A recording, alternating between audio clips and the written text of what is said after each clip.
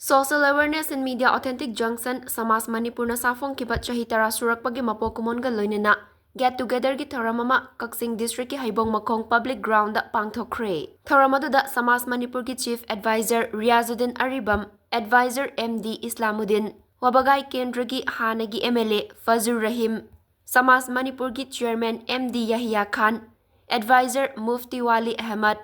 Hayal Hangun GP gi hanagi pradhan Sikandar Ali Elias Achau, Manipur Pradesh Congress Committee MPCC OBC Department की Chairperson Sakir Ahmad, SAMAJ की Secretary MD Nazimuddin Khan na President Member Singoina Sarukya की.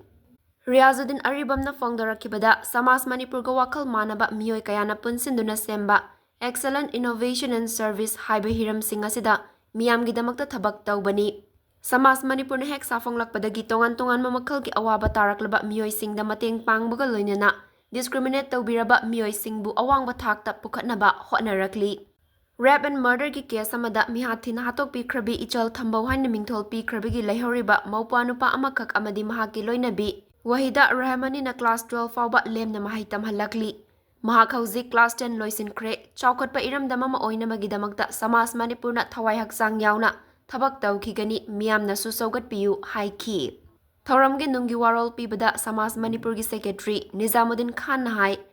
SAMAJ Manipur na ingkumza ing lisingani taramanga da safong lakpadagi tola tarabasing kana laijadrabasing miyamdagi tongalabasing lukrabising awa ana tarabasing maihau langpokna maram oiraga khudong thiba nanglabasing da tengbang piduna lakli. Tengbang potlam singa si SAMAJ Manipur gi admin singa madi member singna angam ba puthok na duna miyam da pibani makata na su miyam gi damakta angam ba thakta hotna khigani. SAMAJ Manipur rajniti ga mari amata laina de hai ki. Thouram adugi sarokam oina SAMAJ Manipur gi editor admin amadi hendok thoidok laba singda appreciation certificate piduna ikai khumna basu utki. Lamdam sigi wakal manaba miyol sing punsin na duna awa ana taraba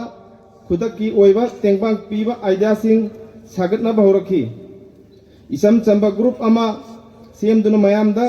communicate तौबगी महुत्ता formal ओइना grassroot तगी संगतुना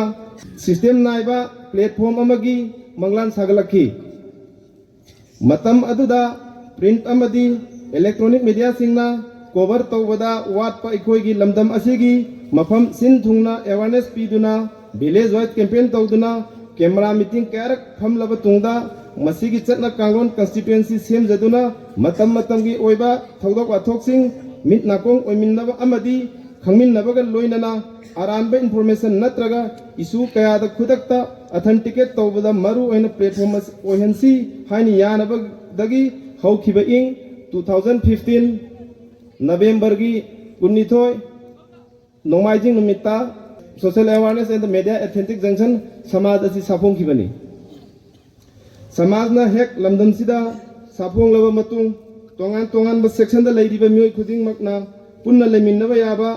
common platform ama oinabagi pandam da SAMAJ na political da yausin da ba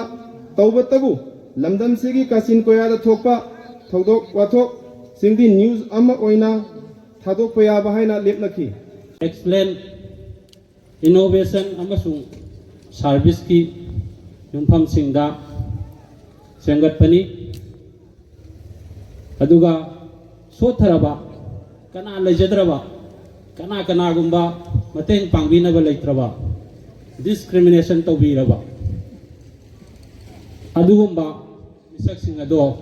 SAMAJ asina wagna pukhatnaba ekhoi phon nazaraga lakjabani sahi kayadagi ekhoina afaba impact ama pinaba honari amasung ekhoina purakpa project adugi nabak ekhoina chawthoksei Allah mapu mahapu thagatsei ekhoina manglomda yenglingai da ekhoina ekhoigi excellent gi lambi makha sathaba amasung development work social work ke field da Arthalaiba ahongba ama puraknaba wasakli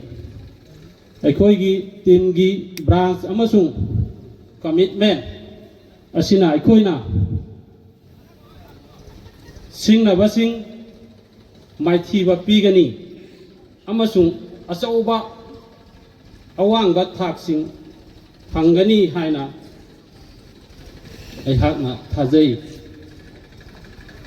ꯑꯩꯈꯣꯏꯒꯤ team ꯃꯦꯝꯕꯔꯁꯤꯡ, ꯄꯥꯔꯠꯅꯔꯁꯤꯡ ꯑꯃꯁꯨꯡ ꯁ꯭ꯇꯦꯛ ꯍꯣꯜꯗꯔꯁꯤꯡ, ꯀꯟꯇ꯭ꯔꯤꯕ꯭ꯌꯨꯇꯔꯁꯤꯡ ꯑꯗꯨ ꯊꯥꯒꯠꯅꯕ ꯑꯩꯈꯣꯏꯅ ꯃꯤꯀꯨꯞ ꯑꯃ ꯂꯧꯖꯕꯅꯤ꯫ ꯑꯗꯣꯝꯒꯤ ꯃꯇꯦꯡ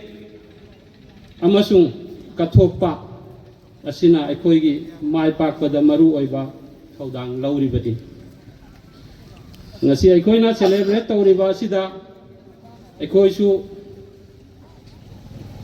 ꯃꯉꯥꯜ ꯅꯥꯏꯗ꯭ꯔꯕ ꯇꯨꯡꯂꯝꯆꯠ ꯑꯃ ꯌꯦꯡꯁꯤ, ꯃꯈꯥ ꯇꯥꯅ ꯑꯑꯣꯟꯕ ꯄꯨꯊꯣꯛꯄ ꯄꯨꯟꯅ ꯊꯕꯛ ꯇꯧꯃꯤꯟꯅꯁꯤ ꯑꯃꯁꯨꯡ ꯑꯐꯕ ꯑꯣꯏꯅꯕ ꯍꯣꯠꯅꯃꯤꯟꯅꯁꯤ꯫